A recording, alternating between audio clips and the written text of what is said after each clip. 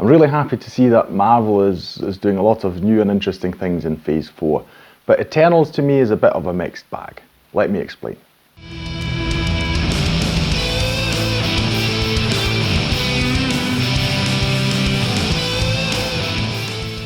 Hi, my name's Drew and welcome to another review video on Flying Wiener.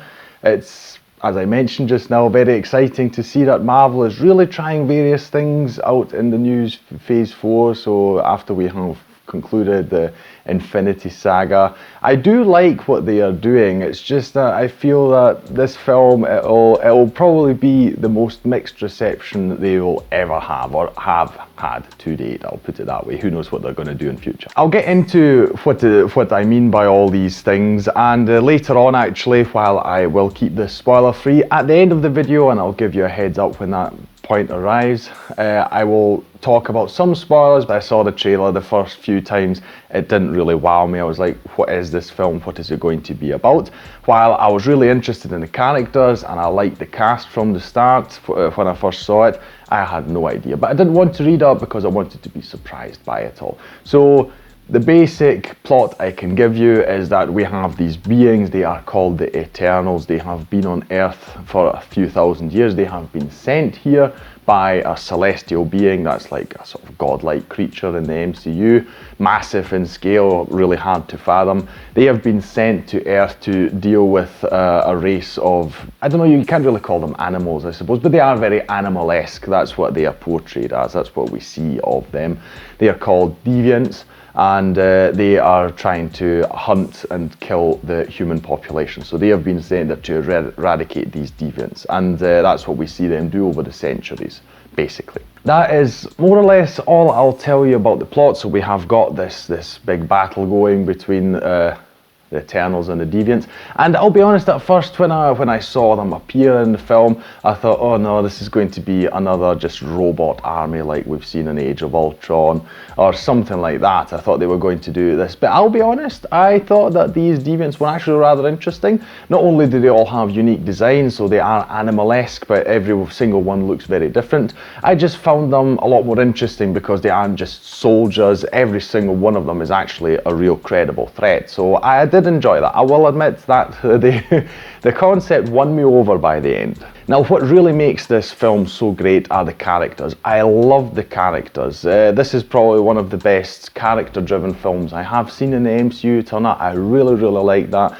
So it's single characters, just what they were doing, what they were all about, but also the interactions. You have some of the Eternals who get along better with others than with some, and I won't break down every single one of them. I'll just bring out some of the standout ones. The two main characters I will of course talk about. So you have Gemma Chan, who plays Cersei, and you have Richard Madden, who plays Icarus. Those are the two standouts, and they over centuries have had a very strong bond. They have actually been together, have been lovers for, I think they say 5,000 years in the film. The bond these two have, you can really feel it. So I love how that was done, how it was written, how it was portrayed. I really like that. And another real standout relationship was between Gilgamesh, who is played by Don Lee, and Angelina Jolie, who plays Athena. Theirs is not a sort of lover relationship, it's more of a brothers in arms type of situation. So they're both very mighty warriors and they just have this bond, and it's really great to see that as well. I'll be honest, out of all the characters, Don Lee's Gilgamesh was actually my favourite. I really liked him. I don't know, I love these sort of soft-spoken, these soft giant type of characters, and I just like the physicality of his character, because I suppose I should explain this briefly as well. Each of the Eternals has their own special superpowers, and in his case, he just has massively strong hands, and he just knocks the crap out of the Deviants. But I just like the physicality of it, because I felt that you could really feel the power that is emanating from him. It was really great to watch. One other character I really enjoyed, I must say, was Kingo. He's played by Kumail Nanjiani, and I thought he was brilliant. He brings a lot of the humour to this film, which I guess was kind of expected because he is a comedy guy. Humour nowadays is done really well in the MCU, not overused, well placed, some great laughs in here. Really, I love the chemistry. They've chosen such good characters, and pretty much all of them are really well fit for the role, and it's just wonderful what they've assembled here. I really do feel that. I mean, at first I thought, wow, we've got so many new characters, and would we get to know them all and all these things? But they did a really good job at that. So I felt that every single one of them I really knew a lot about. So that was really great. I think that is really the strong point of the film. Slowly getting into the problems, one of the issues I did have with the film was that it was too long. So they obviously have to have this threat element to it, and I would say the first half of the film is really excellent. I really enjoyed that we were exploring these characters through the ages and what they got up to, their personal relationships with each other. I really like that. Second half of it, when we're getting into the superhero-esque, MCU-esque, more with fighting, and then you have, I'll be honest, too many twists in this film. So you've got one thing happening, okay, right, we go on, and then there's another twist, and that sort of throws us back, and then we have to do something else. And I felt it just went on for too long. So this is, I believe, the third longest film in the MCU, and I really don't think, while it has a really big cast and interesting characters, I don't think it warrants such a length. It should have been cut quite a lot. They could have left out a twist or two. I will mention what I'm talking about in the spoiler section at the end. But yes, it is too long, and I fear that many people will be put off by this, and that will be the main criticism I feel that people will have of the film. It's actually quite interesting because while I was watching it, and definitely the end, I said to myself that I think this should have probably, now this is going to sound weird, but I felt it should have just been a non-MCU film.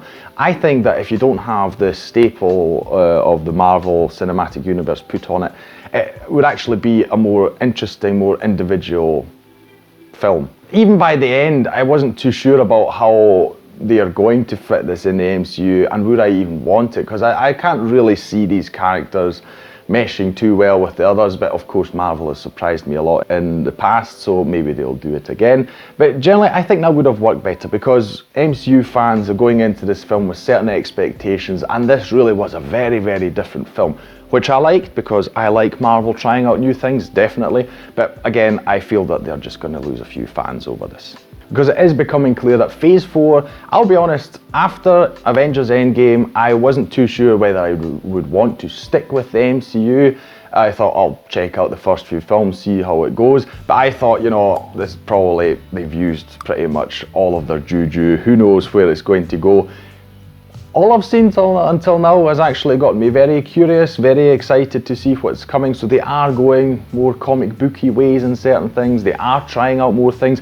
Like I say, this is a very character driven film, which I love. I think that's really great. That was completely unexpected for me, actually. So I like where it's going. I just hope that the fans will be able to grow with the MCU as well. Chloe Zhao, generally speaking, as the director, she does a wonderful job. I just thought some of the shots, they looked like they were kind of taken out of some typical beauty adverts that you see on TV. Just the way the camera was done, and the whole setting, etc. That was quite funny.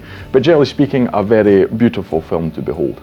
Now, to address some of the spoilers, so this is your spoiler warning. If you don't want any spoilers at all, click away, return later after you've seen the film. I mentioned that Gilgamesh was pretty much my favourite character. He was killed off. I'm very sad about that because I just loved his character. Another thing that I found disappointing is Angelina Jolie's Athena. She's presented and even called Goddess of War. It's what the Greeks took inspiration of. They explain this in the film as well when they coined the name Athena. The big issue I have with her is that we didn't really get to see a lot of that. I was really expecting to see her, you know, in battle doing a lot of things. It was very, very little of that. The biggest thing, I was talking about these twists.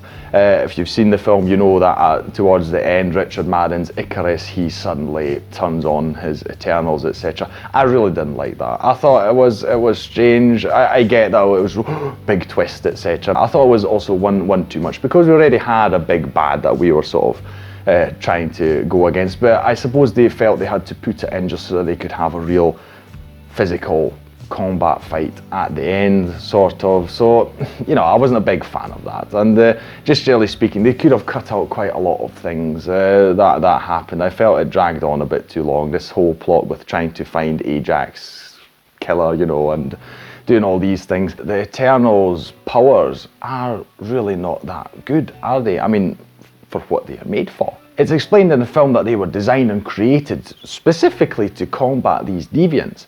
But when you think about it, some of them have got completely pointless powers. Like you've got Sprite who can just make these illusions, and fine, okay, you can try and trick someone, but you can't actually physically fight anyone with that. It's not possible. Or you have main character Cersei. Her power is to turn inanimate objects and materials into other things, which again isn't really that useful because it's not an active combat power. We do see some situations in the film where she kind of uses it. She turns a tree, for instance, into a metal tree that then spikes one of the deviants completely. So you have various situations, but it really isn't that useful. And probably the worst of all is Druig, who is played by Barry Keoghan, and he has mind control powers. So we see him mind controlling humans throughout the film, but he can't actually mind control one of the deviants. So what is his power really going to do for him? You know, and we even see that there's a whole host of people who he is mind controlling, and they're all firing their rifles at the deviants and it does nothing. So, you know, what is the point? So I really didn't like that. So I think they should have done something a bit different with that. And just generally speaking, while I enjoyed the battle with the deviants, I get that, I think they should have focused, just went all in on the characters. I bet I know, you know, they need battles, etc. It's a superhero thing, of course. But I would have enjoyed a lot more of this look at them through history, because I enjoy this sort of Assassin's Creed style, you know, we're exploring ancient history and fitting out with new details and stuff like that. So yeah, that was a bit strange, I will admit. And I also felt that Kit Harington's addition as the human that Cersei has fallen in love was completely unnecessary. You've already got so many characters, we didn't really need to be attached to the human race, you know, by that way. It's very clear they just put him in there, he's being set up as something in future films because it's an MCU film. But you know, I think all his stuff could have just been cut as well. Wasn't really needed. I liked a lot of things about this film, other things just really I didn't get, I felt were unnecessary.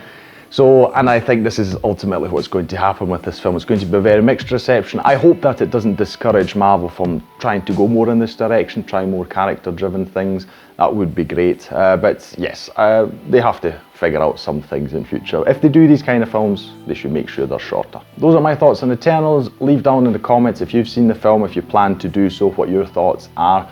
Like, share and subscribe this video if you enjoyed it. That would help out the channel a lot. It would be very much appreciated.